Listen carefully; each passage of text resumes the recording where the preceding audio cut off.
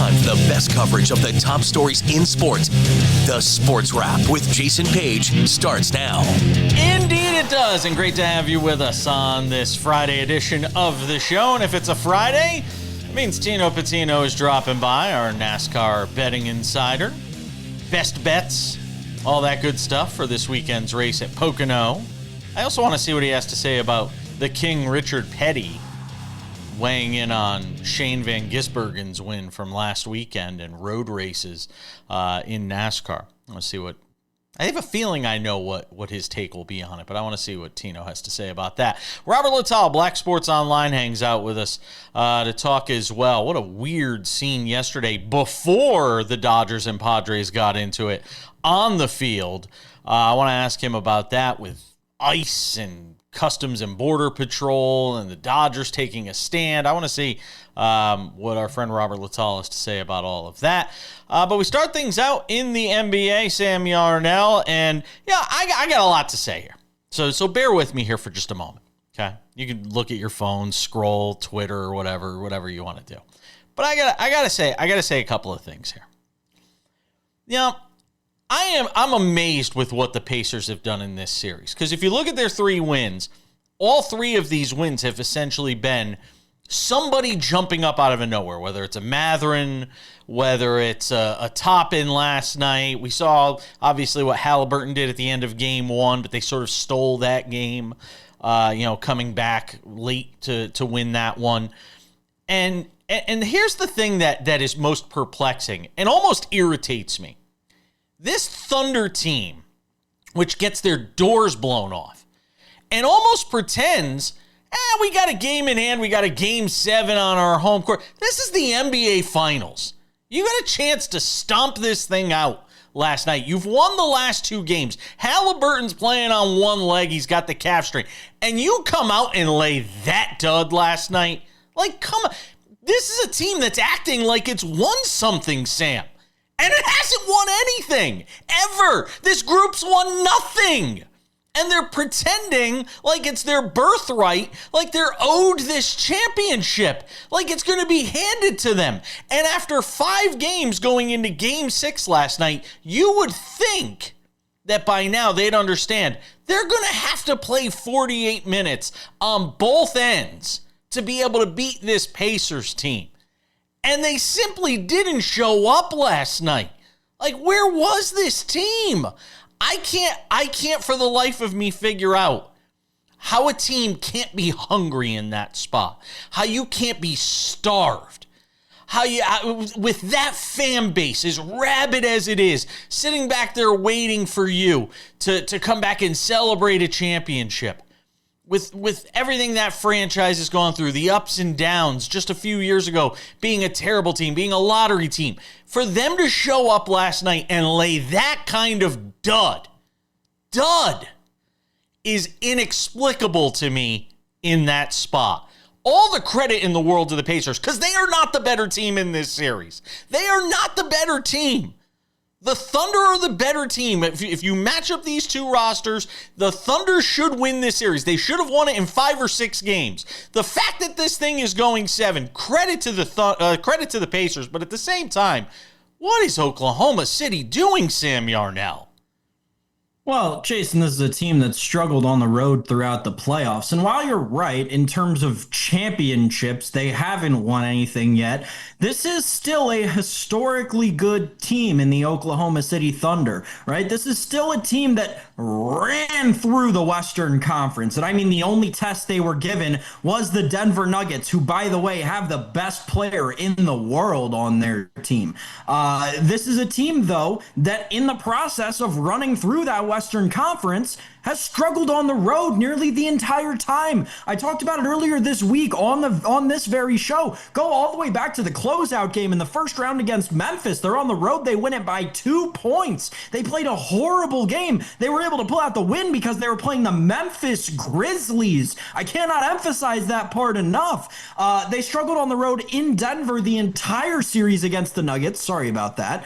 I got a little too excited about how bad they are on the road this series. series. And I think a lot of people saw this coming, especially in the betting community. There are a lot of people who said that this was going to go 7 games with the Thunder's record of not covering games on the road throughout this playoffs. So I wasn't surprised that this game in Indianapolis caused problems for Oklahoma City. I think that this is a team that shows their youth by losing on the road or not performing up to standard on the road, right? A huge thing about this team is they don't have that championship resume because they've been together for 2 cups of coffee. I mean, this is a team that is very much still coming together, and I think their downfall right now is they're not able to come together enough in an adverse environment that's targeting them, where they feel not welcomed. So do I think that they're going to lose this series?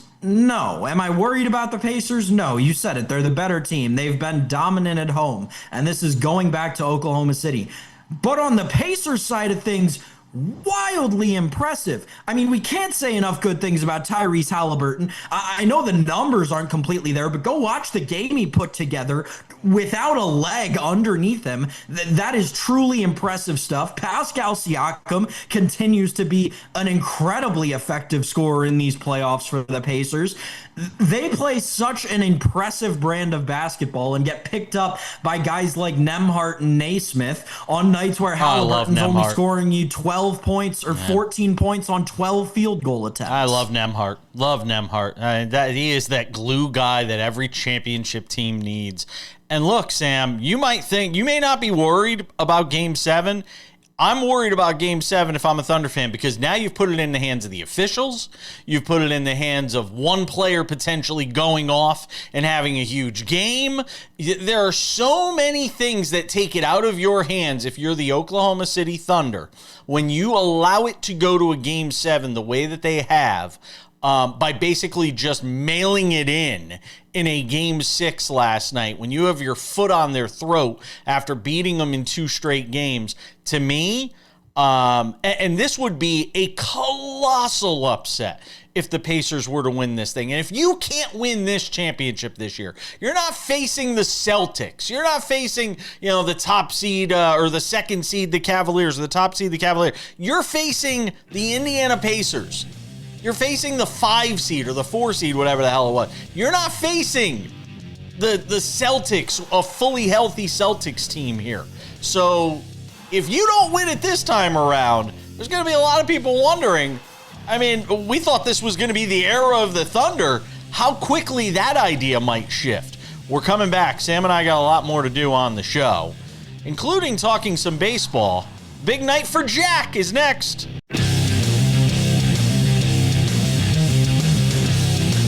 Welcome back to Sports Wrap. Robert Littal joins us in 10 minutes from Black Sports Online. Talk about some of the top stories of the week with him. Sam Yarnell, let's talk some baseball for a couple of minutes. A couple of stories got my attention from yesterday. I know one will interest you.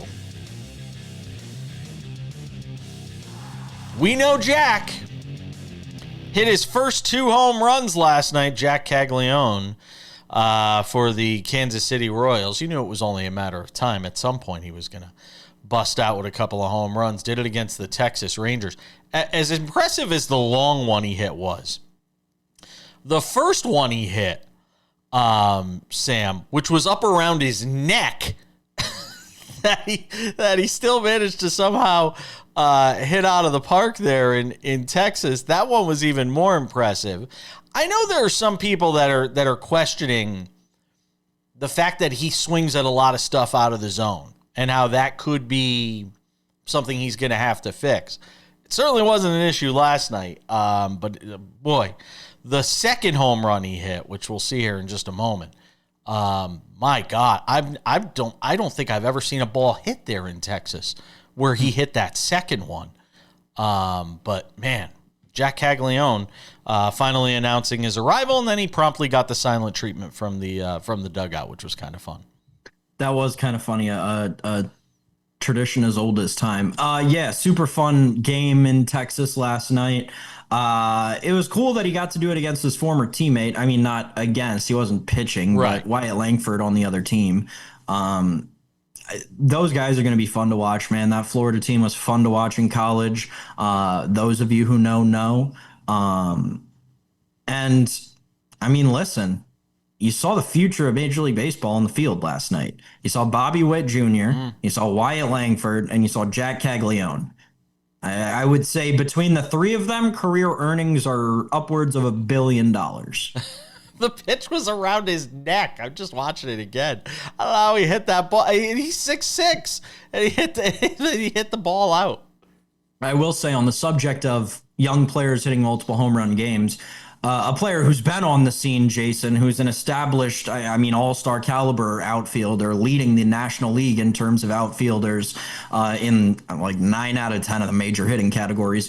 James Wood, 2 more homers yesterday, including a walk-off to snap the Nationals' 10-game losing streak. I mention this, though, because more importantly, you'll remember back to before the season started, there were a few season-long baseball bets you give out. And as a bettor, right, you stay away from the season-long baseball bets because you got to wait until, September, October for them to pay out. One of them was James Wood over 18.5 home runs at -104. James Wood hit his 19th and 20th home runs of the season yesterday, so we cashed in on that prop on June 19th. Always get your picks right here because we're coming in hot with them. And I mean, Orioles to miss the playoffs at +156 was our other major play this season, and that's looking great so far too. They're about to get eliminated from the playoffs in maybe record time. So yeah. Little shoulder pat credit to me for the amazing look on the James Wood season-long home run prop. There you go. You could do the Barry Horowitz, and if you don't know who Barry Horowitz is, folks, you're probably too young to be watching this show. That's okay. You can go look it up. You're not too young to be on this show. No, you're not too young. No clue who that guy is. Go look up WWF Barry Horowitz, and you'll know all you need to know. The second home run he hit, by the way, here it is. For those that didn't see it, this is wall scraper. No, yeah, exactly. The second one he hit like halfway up the bleachers over the bullpen out there in right center. Just incredible power from Jac Caglianone. We'll see if that opens him up. All right, let's talk about the Dodgers and the Padres because now I'm back to. I mean, I don't know if it's back-to-back nights or twice in this series. You've got these two teams with benches with benches clearing. Tatis gets hit in the wrist area, which is always a sensitive thing. Mike Schilt comes out. Dave Roberts and him get nose to nose. Then Shohei Ohtani gets hit in the bottom half of the inning. And look, these teams are going to face each other a lot this year. And I hope Major League Baseball doesn't get involved. I hope they don't try to, before the next game say, all right, if anybody gets hit, we're tossing people right away. Let them settle it on the field. I want them to let them settle it on the field. That's where it should be settled. That's where it's always been settled, in baseball. And I know we're doing everything we can to kill the norms of baseball with pitch clocks and larger bases, and you can only throw over so many times, and we want to shorten the games. Let them settle it on the field, Sam. Here's the thing, though. If Shohei Ohtani keeps getting hit by pitches in retaliation, it's going to start hurting people's pockets, and Major League Baseball is never going to go for that. I'm not saying I agree, nor do I disagree with you, but that's just the reality. Like, Major League Baseball will step in if Shohei Ohtani continues to get plunked because it's Shohei Ohtani, and he makes them approximately $1 bazillion every single year. Listen, this is fun to watch. I think like the baseball head in me, this reminds me a ton of like the early 2010s Cardinals Reds. I believe that was the rivalry in the NL Central because the Reds would always be the wild card team, and it was when the Cardinals were winning the division every year and they won 2 World Series in like a 5-year, 8-year stretch. They would always get into it, and it would always make for cinematic baseball in June and July and August. And you're right, Jason, because we need that, right? We need baseball to give us interesting storylines and stay more relevant, particularly than usual, so it doesn't get swept under the rug heading into NFL training camp. And I'll also say this. I mean, Tatis has been hit 4 times this year, and 3 of them have been by the Dodgers. So I can see where Schilt's getting pissed.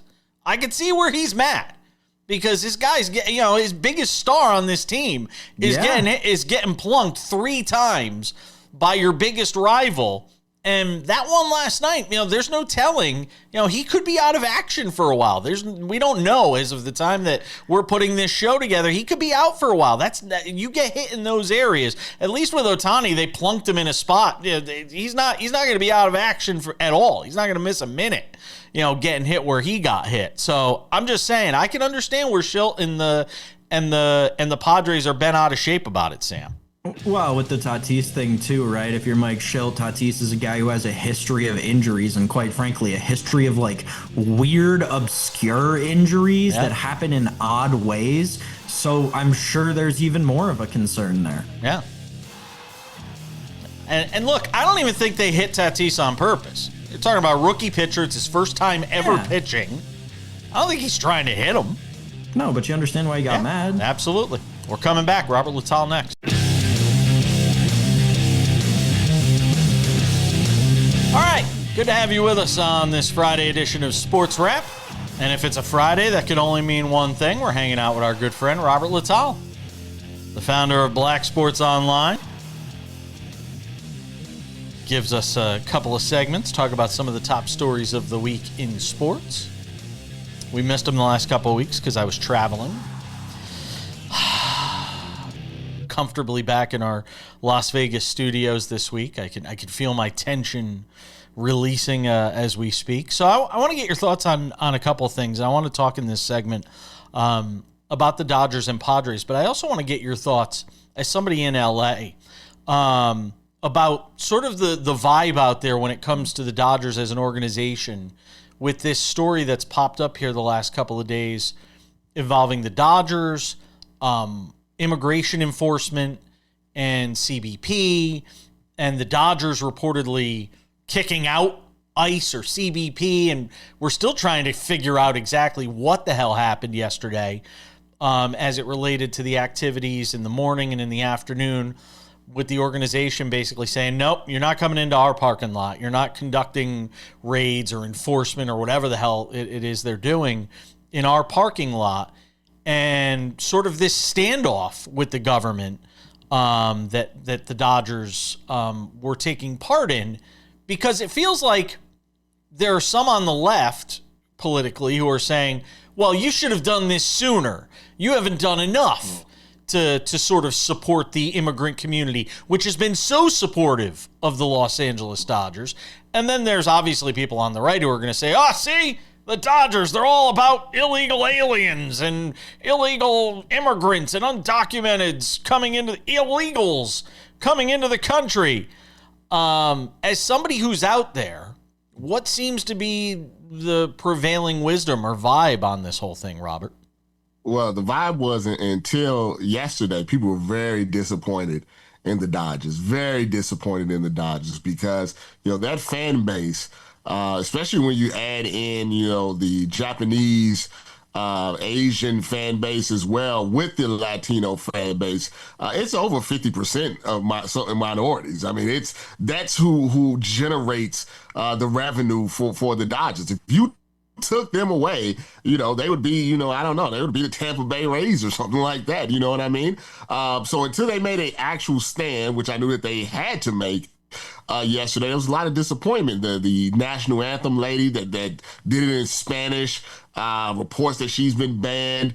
People did not like that, as well. The whole Los Angeles situation, it seems not to be something that they actually care about getting rid of criminals or people that are dangerous. It literally just seems more that they're there to scare a base of a city that helps this city run. If you took them out the way that they talk about, this city would crumble within 3-4 weeks. You mentioned the anthem. I'm glad you brought that up because I actually forgot about it. Again, the news cycles move so fast. That was just a few days ago. You had this woman who came out who sang the anthem in Spanish, and reportedly the Dodgers had basically said, no, sing it in English. She came out, sang it in Spanish. She says she's not going to go back to the park anyway. But it seems like there's a lot of a groundswell of support for her for what she did. Yeah, absolutely. I mean, people respect people that, do things that she could easily just sing in English. So let's put it like that and been perfectly fine. But she wanted to send, a message. You're going to take our money. You want our support. You want us at the ballpark buying these $18 beers and $20 hot dogs and whatever. You should respect our country, respect our people. And the Dodgers have been, let's be honest, they've been waffling, on it. And instead of taking a strong stance. What is your sense as to why the Dodgers have been vacillating on this? I mean, ownership is still, I still think at a higher level that they are afraid if they, it's the whole thing. Oh, if you're too woke and if you're too liberal, they feel that they're going to cause some sort of major problem with the other side of their fan base, that they're trying to appease both sides. And we try to appease both sides. Nobody ends up being happy. Give me your thoughts on this Dodgers-Padres rivalry, because we had, Fernando Tatis get plunked with a pitch last night in the wrist. Yeah. Bench is clear. Then you have a situation where Ohtani gets it in the ninth, far less dangerous situation there. How real is the rivalry? Because I listen to the announcers and they make it sound like it's severe, it's real. The battle between San Diego and Los Angeles. As again, somebody who's there, how much hatred is there between these two sides? Yeah, I went to one of the games during the series. They don't like each other. I mean, they feel like the other is a World Series contender champion as long as they get past the other. That's the obstacle. This is the 49ers and the Cowboys, Lakers, Celtics, type of thing. They have a genuine feel that they're the best team as long as they can get past this team. And I think last year, based off the fact that the Padres had got rid of the Dodgers in the previous playoffs, coming back from that 2-1 deficit, I think that cemented the fact that at least in the National League, this is, the marquee rivalry. What's funny to me, though? I had a friend who was a Division I college basketball coach, and he was coaching against an in-state rival, but they had never beaten them. They had never gotten over the hump and beaten that team, but they were still considered a rival. And he used to always say, I don't know why people call it a rivalry. We've never beaten them. And in many ways, I know the Padres beat them once in the playoffs and all that stuff, but in general, the Padres, this group of Padres has never won anything. So I don't really. Serena Williams, Sharapova, but I think if you're in real time, I think you go like the last 5 years. I mean, it's kind of like saying the Lakers, and the Nuggets, all rivals. I mean, if you go back, they just became a rivalry because of kind of what happened recently. So recent rivalry, good bad blood. They got to ease up with the hitting of the batters, because you don't want Ohtani hurt, you don't want Tatis hurt, you don't want Machado hurt, you don't want Mookie hurt, because of this. And they did a decent job of trying to hit him in the back and not do. But it only takes one errant throw, and next thing you know, that's not good for baseball at all. But let the managers fight. I am down for that. I don't even think they were throwing at Tatis. You had a rookie pitcher in there, his first outing. No. He's not throwing at Tatis in that spot. Yeah, that's what happens when the temperature is up. Yeah, absolutely. All right, we're going to come back. We're going to hold Robert for one more segment, get some thoughts with him on some of the other top stories in the week. What's he think about these NBA finals? I got a comparison I want to make and get his thoughts on that. Some thoughts on the WNBA, too. It's all next.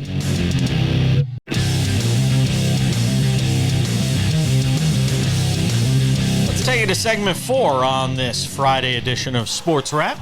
Continue the conversation with our friend Robert Littal, founder of Black Sports Online, hangs out with us every Friday on the show. These NBA finals, we led off the show with it. It is inexplicable to me that this Thunder team that has won nothing This group's won nothing. I mean, I was pissed when I started the show today because that's a team that's playing like, we got a game 7 in our back pocket. Anything could happen in a game 7. So to me, that's the first like red flag that something's a little off with this Thunder team. I mean, I think they're 5-5 on the road now in this postseason, something like that. It's unfathomable to me that they could go out there and lay that kind of egg last night when you have a chance to put the series away.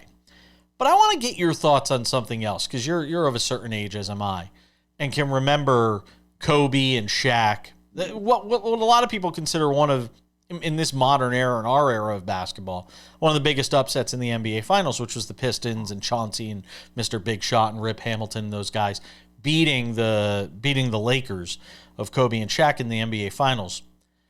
Would this be a bigger upset to you than that? Because I don't think it would be. It'd be close, but I still think that Kobe Shaq team losing to that Pistons team was a bigger upset. But I wanted to get your thoughts on that.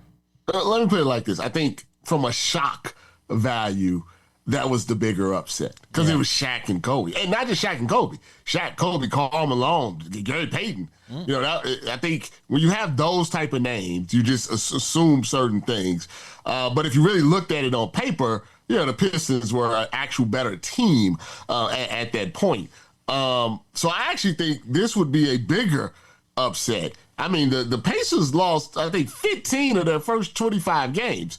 And Oklahoma City is a historic team. They won 68 games, this year. Something I think only 6 other teams have ever done in NBA history.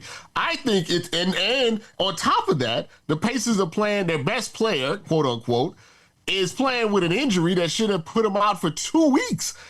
So to me, it would be a bigger overall upset, but not in the, I would say, the shock value of seeing Kobe and Shaq get that gentleman's sweep from the Pistons. What do you attribute it to? What is it? Is it this era of the NBA? Like where's the hunger from this Thunder team? We saw the Celtics, that group of Celtics that had not won a title yet, and you saw how hungry they were, and how bad they wanted it. And a year later, here we are with this young Thunder team that has a chance to do something so special.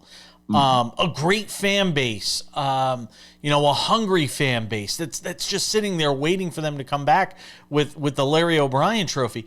And you go out and put out that sort of effort last night. I'm asking you to try and get inside somebody's head. But I'll blame it on the youth. I just think, when you talk about those, like say that Celtics team, those were guys that had failed a lot. You talk about, say, the Mavericks team that beat the Heat. Yeah. That was Dirk out here getting knocked out in the first round, losing in the finals. I mean, sometimes I think that hunger comes from failure. They're so young, they don't really have that type of failure. So I believe that's what was one of the problems. They just assumed that they were going to just go roll the ball out there and win. And that just wasn't what happened. It's almost like the Anthony Edwards mentality of, hey, I'm going to have so many opportunities to play in the NBA Finals or play in the Western Conference Finals. I'm not that upset that we just lost in the conference final. It's okay. WNBA, because you're more of a fan than most, and it followed the league before the Caitlin Clark years. So I think it's better to talk to you about this than some people. She goes down, gets beat up, bumped around, raked across the eyes, like, the Iron Sheik doing the eye rake this week. Then she gets knocked to the ground. And people again are talking about the physical play in the WNBA. And I think it's just physical across the league, by the way. And I asked the question, is this what the league wants to be? Do you want to be this NBA of the late 80s, mid 80s, early to mid 90s style of basketball? And if you do, okay, but understand the risks that come with that, and that is potentially losing stars like Caitlin Clark to injury and things like that, things of that nature. We've seen players concussed this year. Paige Beckers has been concussed. Star from from Las Vegas getting hit in the head. I mean, is this a good idea for the league? It's funny. I was watching the Stanley Cup, and they had Wayne Gretzky on there, and they were telling the story about how teams wanted to beat Edmonton, and they wanted to beat Wayne Gretzky, but they also knew Wayne Gretzky was putting a lot of money in their pocket. So there was kind of this unwritten rule, if you check them, you don't check them the same way. If you slash them, you didn't quite slash them the same way. And that was always my thought with Caitlin Clark. Like, hey, I know you just can't let her run up and down the court, but you got to understand, the mathematics, of it all. But to me, it seemed that, I've given up on that. They clearly have decided that the way that you're going to play Caitlin Clark is bully ball because she's not as big as some of the other players in the NBA. And maybe more importantly, you can frustrate her. You can frustrate her with all that bumping and hitting and they can maybe get her, off her game, that full court pressure and things like that. I don't know if it's great, for the game. I'll be honest with you. I like a little squabbles, but from a casual stand, a fan standpoint, I don't know if that's going to work. No, they're letting it go for now. All it's going to take is one serious injury. You saw what happened to the TV ratings when she was out of action, and that's there was more concussions in the WNBA the first 2 weeks than the entire NBA season. That's 3 in the first 2 weeks, and I think there was 2 concussion protocols in the NBA the entire year. That's staggering. Believe it or not. Yeah, that's staggering, and it's very telling. Robert Littal, founder of Black Sports Online. I always appreciate you. Have a great weekend. We'll see you next week, my friend. All right. Hopefully nobody get body checked. We're coming back. Odds and Ends wraps it up in 10 minutes. Surprising result in the WNBA last night. Also, Monday's headlines on a Friday. You'll want to stick around for that. But if it's a Friday on SportsWrap, it can only mean one thing. This guy is here. Tino Pattigno, our NASCAR betting insider. Our NASCAR Everything Insider hangs out with us every Friday on the show. SiriusXM NASCAR Radio. You can hear him there on the weekend. See him on Tubi as well. All right. Before we get to this week's race, I want to get your thoughts on something Richard Petty talked about. The King. And whenever the King speaks, I'm going to listen. Yep. Especially when he shares an opinion that I share, which is Shane Van Gisbergen doesn't belong in the playoffs. He's 30th in points. He wins a road race, great. He's a road racing specialist. But he doesn't do anything in any of the other races that justifies him being in the playoffs, where most of the races are not road races. So he makes these comments basically saying the road races shouldn't count towards the playoffs. Dale Earnhardt Jr. comes out and says he agrees with him, that there's guys who race consistently all year in every race that are, 15th, 16th, 14th, 13th, that should be in the playoffs, but aren't, because Van Gisbergen wins one road race and winds up, 30th in points, but still winds up in the playoffs. I'm going to let you have at it here. Go ahead. So I understand some of the frustrations there. And like you said, when the King talks, I will listen as well. But I'm a little bit shocked about those comments in terms of the road course racing portion. So in terms of a 33rd place in the standings driver getting into the playoffs with one win, I can agree with that. That's where most of the outrage is. You don't see that in other playoffs, right? I love the NASCAR playoffs because it makes it easier and more entertaining, I believe, to consume, because it's like other stick and ball sports. It makes the outside people be like, oh, playoffs, what is this elimination style? These are the best of the best drivers. So I'll sort of rephrase this, if you will, because I know SVG right now is 33rd in points, and that's too far. That's a little crazy to be in the playoffs. But with his margin of victory against the other drivers, over 17 seconds, the highest margin of victory in the next gen era, one of the highest in terms of road courses ever in the NASCAR Cup Series. To me, he is that much better than other drivers when it comes to road course racing. Now, it was a new track, everything that goes into that perfect storm sort of thing like we saw at Chicago, but if he's that much better, shouldn't the best road course driver on the grid right now be in the NASCAR playoffs if he earns the spot to do so? That's sort of my objectiveness towards it. In terms of road course racing in NASCAR, I love it. It's been in the sport since 1989. I feel like you got to have all, sides of racing under your belt. Sure, the ovals are where the bread and butter is made and everything like that, and that's American stock car racing. But if you want to be considered with IndyCar and F1 and sort of be put together, comparing themselves to the other forms of motorsports, you got to have some road courses. All right. There's both sides of it. We gave you both sides. We gave you Richard Petty's side. We gave you Tino Pattigno's side. And we gave you Dale Earnhardt's side. And everybody knows where I stand. I don't think he belongs in the playoffs. All right. So let's talk about this week's race. Pocono Raceway. The Great American Getaway. Denny Hamlin is your favorite at plus 500. Ryan Blaney won this race last year. Kyle Larson up there. You have Hamlin at 5-1, Larson at plus 650, Blaney at 7-1, along with William Byron, who feels like hasn't done anything in a while. Give me some thoughts on where you're leaning as you look at this race this week. Well, first time in a few weeks where Kyle Larson is not the favorite to open up, I was about to say an oval, but this is a triangle racetrack. So that is the cool part about Pocono.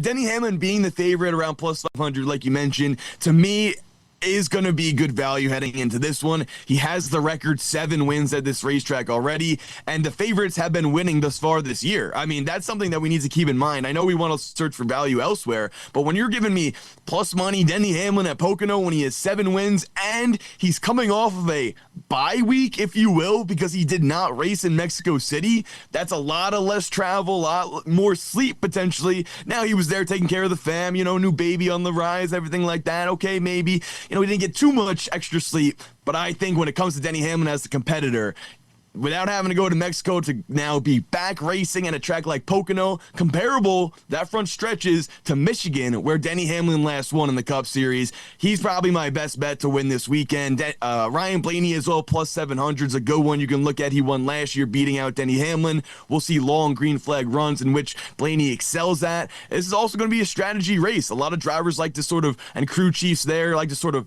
flip the stages, if you will, during the race, try to maximize the pit stops, who can do that the least to get the most track position during the race. Chase Elliott's got some good value in this one, plus 1,600. Chris Buescher, 22-1. I like those odds. And for an underdog play, I'm looking at a guy like Alex Bowman, too, plus 3,000 to win this one. He's got a good, strong showing at this track in the past. Real quick here in the last minute, greatest sense of urgency with the final 10 races before the playoffs. Where do you see it right now for the greatest sense of urgency? I think it's with 23-11 specifically, and we've kept tabs on Bubba Wallace and how he's run so far this year. He's back. And we went to Mexico, had a strong showing there. Nashville, after a few 30-place finishes, Nashville finished 6th, back, and then he goes to Michigan, finishes in the top 5. So I wouldn't say the urgency's with him. I'm looking at Tyler Reddick, his teammate, because we're going to tracks that he's won at before and has dominated in the past, and they're not doing that thus far this season. So this is a big weekend at Pocono for both of those drivers. Bubba finished 10th, 11th, 8th, 5th, 4th at Michigan, like I mentioned, in those last Pocono races. So I'm looking at those two guys. Tyler Reddick's plus 1,200 right now. But if he can get a good qualifying effort and start inside the top 10, I think he's got a good shot to win. And he does have a 3.3 average finish at Pocono as well. So this is going to be key to see, especially with these new winners like SVG, like you mentioned, sort of bumping the playoff picture back and back. All right, our man, Tino Pattigno, catch him this weekend. He'll be out at the race if you're out there. Say hello if you see him. You can't miss him in that jacket. Always appreciate you, my friend. Thank you. All right, just about time to put the wraps on this baby for a Friday. Couple of reminders. SportsWrap Weekends. The weekend edition of this show, it's 30 minutes. It's usually carried on the same station you're watching right now. If it is not available on this station, search around the dial, check your local listings, time and schedule. You'll find it somewhere. If not, call your station up. Does anybody actually do that? I want to see SportsWrap Weekends. You can. I'd be thrilled if you did. SportsWrap Weekends, a wrap-up of everything we talked about on the show throughout the week. Make sure to look out for that. SportsWrap with Jason Page, the podcast, available on all your favorite podcasting platforms, Spotify, Apple Podcasts, YouTube Podcasts, anywhere you get a podcast. You can listen to this show, iHeartRadio, Odyssey, TuneIn, Amazon. Go and check it out. It is free, commercial free, in fact. 45 minutes, wrapped up in a nice little bow for you every day. Sports Wrap with Jason Page. You can watch this show on over 200 affiliates around the country and in Canada, but you could also watch it every day on YouTube, on our Sports Wrap with Jason Page YouTube channel, and on Spotify. Make sure to go and check out the show there. It is commercial free once again. And on our Sports Wrap with Jason Page YouTube channel, we have Sports Wrap Shorts, best clips from the show, sometimes clips not from the show as well. Go and check that out too. Without any further delay, ladies and gentlemen, on this Friday, time for some odds and ends. Odds and ends, Sam Yarnell. Hats off to the Golden State Valkyries, who, by the way, when I looked at their floor last night, I thought they were the Sacramento Kings because their colors are very similar. Golden State last night beating the Indiana Fever, 88-77. In 12 games into the season, they have the same record as the Fever. Both teams are 6-6 on the season. Golden State is 4-2 at home. They're selling out the joint every night, 18,064 at Chase Center. Very cool. They've got a great atmosphere there. Fans are all excited about it, and it's just another one of those WNBA success stories in San Francisco. Not a good night for Caitlin Clark, though. 3 of 14 shooting, 0 of 7 from 3, just 11 points. She did have 9 assists and 7 rebounds. She was a -10. And boy, if you're the Fever, I mean, don't you got to beat the expansion team? I know it's on the road, and you know that's you're going to get their best in that spot, but don't you have to win that game, Sam? So that's the interesting thing, Jason. We were talking about this in the break, and the interesting thing in North American sports is that when leagues expand for the first time in a while, we'll say, there is a propensity, because of the natural expansion system that leagues typically jump to, which I believe the WNBA did, there is a natural propensity for that team to be overly competitive very quickly into their existence, right? In baseball, you see this with the Tampa Bay Devil Rays very shortly after they were after their inception, I guess is the word that I'm looking for. They were competing for a World Series. You see this in hockey with the Vegas Golden Knights, right? Their inaugural season, they're in the Stanley Cup Finals. 3 years later, they're winning the Stanley Cup. This is something that when leagues expand for the first time in a long period of time, as the WNBA is doing here, they have a propensity to do, just because of the natural parity of talent around the league and that pool growing, but at the same time maintaining itself. I do think that there will be an over-adjustment to an extent when the WNBA looks to expand again. I think the Valkyries are going to be very competitive from here moving forward, right? And I think that when the WNBA looks to expand again, they'll look back at the Valkyries and say, we want to turn that down just a little bit, much like the NHL did most recently with the Kraken. Look how that ended up. The Kraken are terrible. That's the road that we're headed down to me. Good win for Golden State, bad win for the Fever. We'll see how the Golden State Valkyries continue to progress throughout the season. All right, Odds and Ends presents Monday's headlines on a Friday, Sam Yarnell. When we come back on Monday, who will the NBA champions be? Well, I said it earlier. I think it's going to be the Thunder.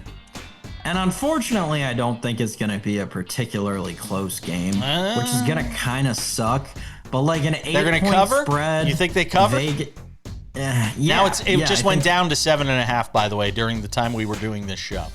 I mean, so the sharp money's coming in on maybe. Listen, they know something I don't. Go for Indiana, I guess. But I'll stick with the Thunder. I think they probably cover. If we have to go with other headlines that I think will be coming up on Monday, though, Jason, I think we're still going to be talking about this Aaron Judge struggle. I think the Yankees could probably figure it out and turn it around, but the Aaron Judge, he just does not have a great approach at the plate right now. I was watching some of his at-bats over the course of the last 2 nights, and something's clicked in that guy's mind. He just does not look as comfortable as he did the whole first 3 months of the season and last 6 months of last year, or last 3 months of last year, I guess. But he doesn't he slept wrong or something, and now he doesn't look as comfortable as he did before in the box. I think we'll be talking about that on Monday. I will give you one on Monday morning.